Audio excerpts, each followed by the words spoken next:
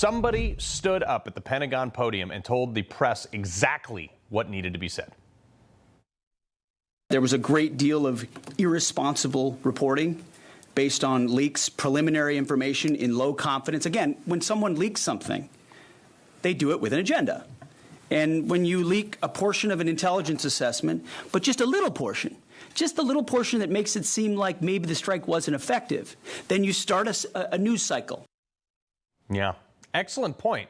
Because the press so far has been so concerned about whether or not they can publish something that they never stop to think whether or not they should publish something. And here's why this is so important to consider. If they leak the BDA, the battle damage assessment, Iran or China or anybody else can reverse engineer our top secret assessments to better design their next facility. That's why it's classified, and we don't want it leaked. This is why maybe the public shouldn't know about certain things. Sure, I'd like to know, but at what cost? Do I need to know? No. Is it at the cost of us not being able to destroy Iran or China or whoever else's next bunker?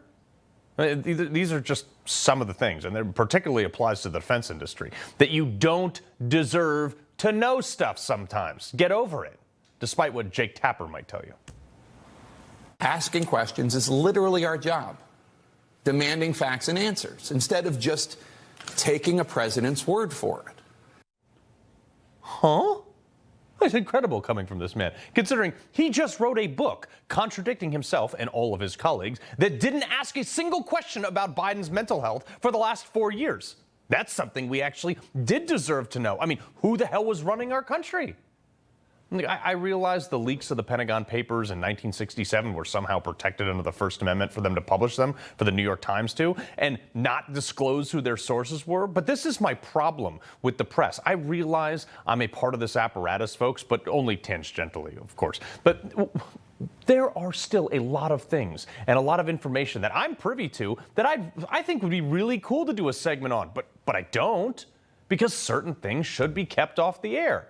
But nope, not the current press. These people, it's like a drug to them to try to publish the most salacious, high-profile thing just to get their name out there. Most of them don't even care what's in or what is the content of the actual story itself. They just want to make waves, especially when it comes to Donald Trump, by the way. They will publish anything and everything. Even if they know it could hurt the interest of the United States of America, they will publish it.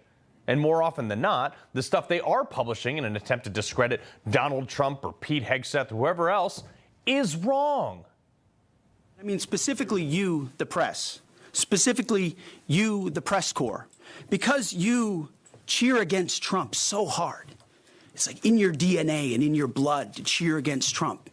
Because you want him not to be successful so bad, you have to cheer against the efficacy of these strikes. You have to hope maybe they weren't effective.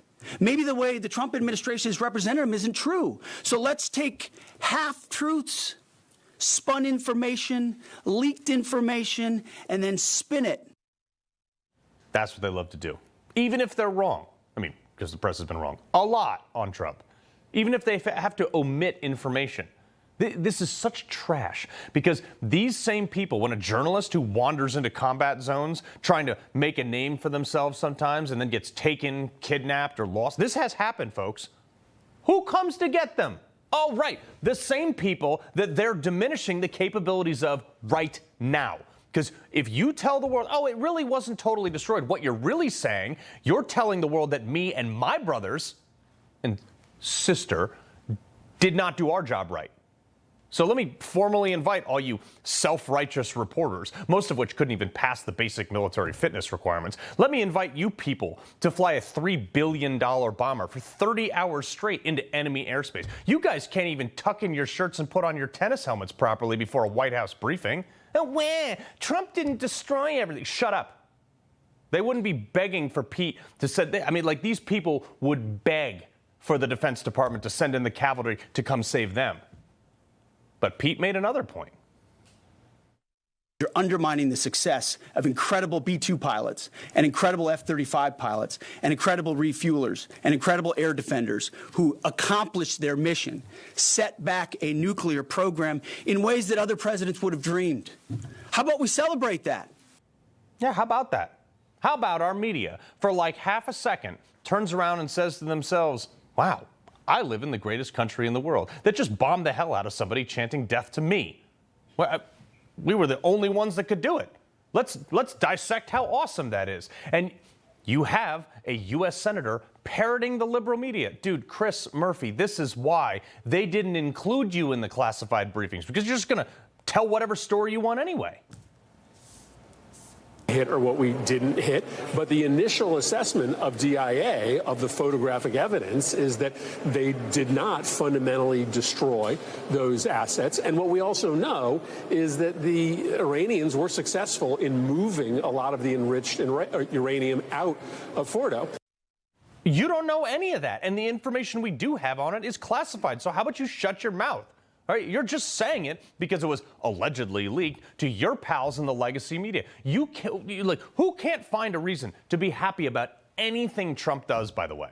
But when Barack Obama ordered bin Laden up and you guys drooled all over your keyboards to give him praise, the same people praised Biden when he pulled out of Afghanistan that left $80 billion worth of military gear and got at least 13 Marines killed on the way out. Then you tried to cover for him while he checked his watch during their body's return to the U.S., only to get fact-checked by your own fact-check later, changing it from partly false to missing context, because he did.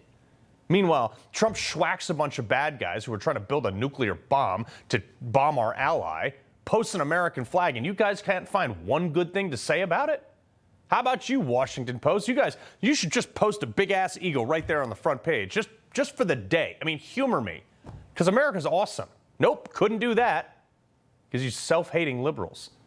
Why not cheer America on? We're supposed to be on the same side, at least against somebody chanting death to America, you would think. But no. Most of the media, instead, they say it's friendly. Dan, at one point being in Tehran years ago, and they're chanting death to America all around me, even as I say, oh, I'm an American reporting for CNN, and they were happy to speak to me. So that those two is sort of jarring realities of the chant, and yet the friendliness have existed together. Are you high? Hey, silver spoon delusional CNN. This was between being too worried about if Pete mentioned the right gender roles of all the pilots too. The early messages that you sent out only congratulated the boys. So when I say something like our boys and bombers, see, this is the kind of thing the press does, right? Of course, the chairman mentioned a female bomber pilot. That's fantastic. She's fantastic. She's a hero. I want more female bomber pilots. I hope the men and women of our country sign up to do such brave and audacious things. But when you spin it as, because I say our boys and bombers as a common phrase, I'll keep saying things like that, whether they're men or women. I'm very proud of that female pilot, just like I'm very proud of those male pilots. And I don't care if it's a male or a female in that cockpit, and the American people don't care. But it's the obsession with race and gender in this department that's changed priorities. We don't do that anymore. We don't play your little games. I mean, the boys and bombers are boys. Terms of endearment in the military, again, you reporter know nothing about camaraderie. Again, this is the third time I've heard some reporter ask the same stupid question from a party that can't even define what a woman is. You people are insufferable. You would never fight your own wars. You just criticize the people who go in and fight them for you based on your hatred for Trump. You people are the Jane Fondas of today's conflict. So until you guys are ready to fly bombers and kick in the door, or actually go to Iran and do the damn battle damage assessment yourself, how about you shut up and take the word of the guy who sent him in there? He loves the Constitution. He fights for what's right. He hates the bad guys. He's a freedom warrior. He's your freedom warrior. Watch Carl Higbie every weekday on Newsmax.